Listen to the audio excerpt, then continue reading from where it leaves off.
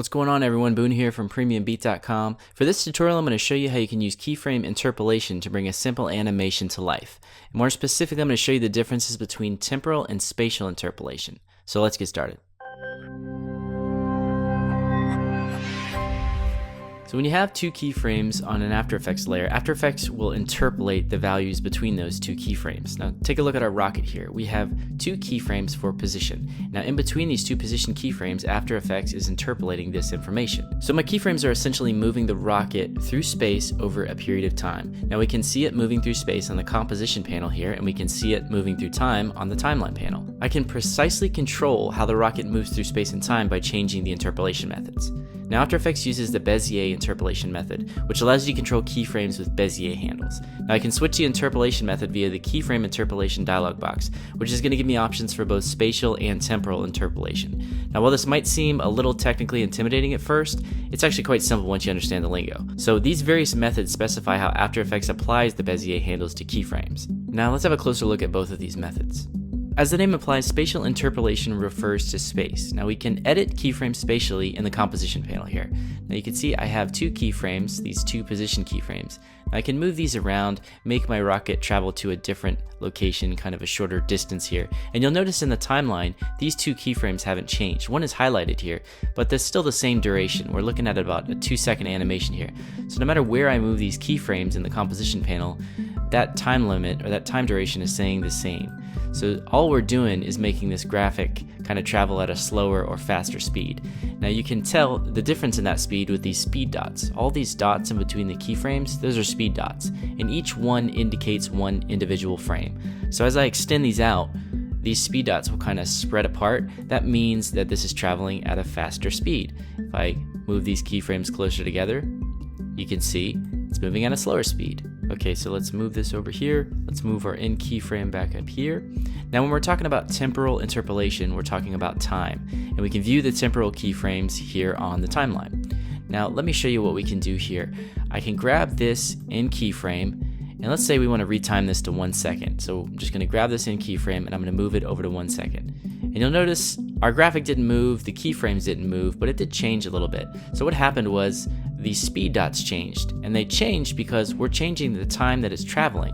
So it's going to travel at a different speed. So watch what happens as I move this end keyframe around. Watch what happens to those speed dots. As I make it a longer duration, it's obviously traveling slower, so we have more speed dots. As I bring it up closer, it's moving faster and faster and faster until it only takes about 5 frames to get there. So that is how we can look at these keyframes temporally. Okay, so I want to make some refinements to this animation to bring a little bit more life to it. Right now it's quite simple. It's just this rocket that goes up and there's no real life to it. It's just a simple, very linear animation. So the first thing I want to do is I want to edit this spatially and give it a little bit of a turn. I want this rocket to come up and kind of turn left. So we can do that by adjusting a few of these keyframes spatially. So now the first thing I want to do is add another keyframe. So I'm going to go up, grab the pen tool, which is shortcut key G, and I'm going to add another keyframe here, a spatial keyframe.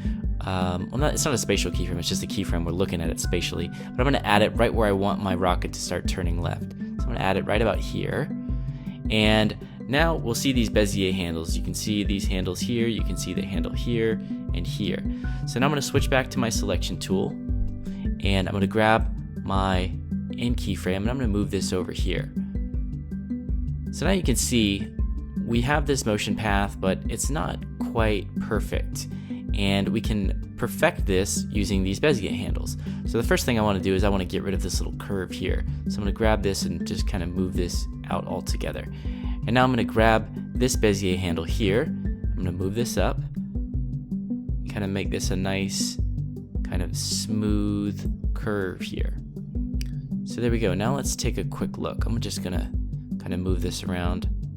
It's looking good, but oh, you can see we have a problem here that our rocket is not kind of going or turning into it. It's kind of staying straight up. So there's a quick fix for that. I can just go to Layer, Transform, Auto Orient, and then I'm going to select Orient Along Path. And you'll see sometimes this gives you a bit of it won't play right. So all I need to do is change the rotation. I'm going to hold shift and hit R to bring up rotation. Now it's orienting along the path, but it's just not facing the right direction. So I simply need to rotate this 90 degrees. So I'm gonna go over here, type in 90, bada boom, this thing is oriented now. Okay, the next thing I wanna do is I wanna change the speed here, because if we play this back, I'm quite sure it's not gonna be,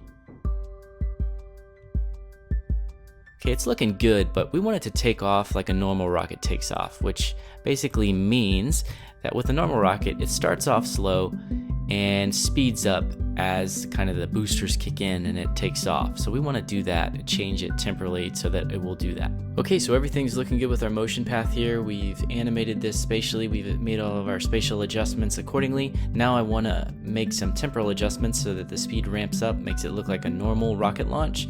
So to do that, I'm going to go down here to the timeline panel. Now, we don't have a really good visualization of what's going on here. So one tool that we have at our disposal is the graph editor.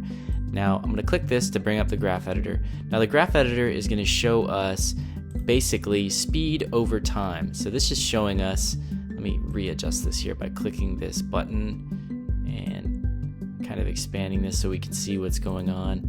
Okay, you can see here we have speed over duration. This is 1000 pixels per second, and you can see our keyframes here. We have 3 different areas here, but you can see here, this is going to be a bit of a problem, which is where our rocket takes its turn at the 1 second mark. We only want this keyframe to kind of take effect spatially. We don't want it to have a temporal effect. We don't want this to affect what's going on with our first and last keyframes. We only want those to kind of be affecting with the speed or affected by the speed. So what we can do is I'm going to turn off the graph editor. What we want to do is kind of lock this to whatever these two are doing. This will adjust accordingly. So the way we can do that is select that keyframe, go to Keyframe Interpolation, and you can see there's a roving section here. Now, right now it's set to lock to time, so we want it to rove to time, rove across time. So it says roving keyframes rove in time to smooth out the speed graph. The first and last keyframes cannot rove, which is perfectly fine. This is our middle keyframe. Now watch what happens when we select rove across time. Watch what happens with our keyframe here.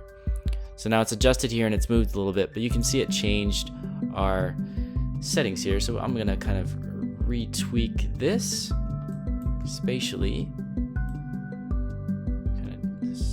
Stretch that back out. Okay, our motion path is set to go. Now look what happened